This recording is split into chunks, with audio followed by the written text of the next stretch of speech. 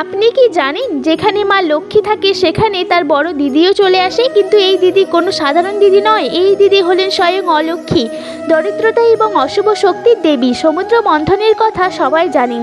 সমুদ্র মন্থনে অমৃত ওঠার পরই উঠেছিল পদ্ম ফুলের ওপরে বসে থাকা মা লক্ষ্মী, কিন্তু কম লোকই জানেন মা লক্ষ্মী ওঠার ঠিক আগের মুহূর্তে সমুদ্র থেকে আরেকটি নারী মূর্তি উঠেছিল, যার রূপ ছিল ভয়ঙ্কর, চুল ছিল এলোমেলো আর নাম অলক্ষ্মী। অলক্ষ্মী তখন ব্রহ্মাকে জিজ্ঞাসা করলেন, আমার বাসস্থান কোথায় হবে, অর্থাৎ আমি কোথায় থাকবো?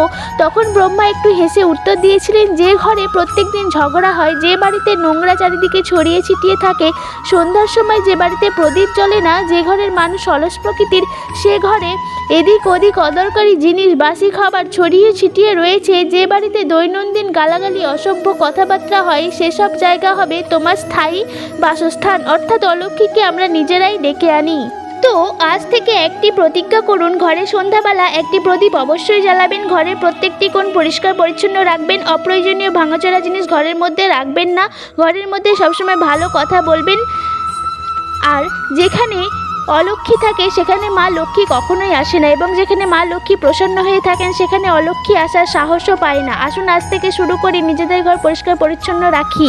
যদি আপনিও চান আপনার পরিবারে সুখ শান্তি সবসময় বজায় থাকে, তাহলে কমেন্টে একবার মন থেকে লিখুন ওম মহালক্ষ্মী নমঃ।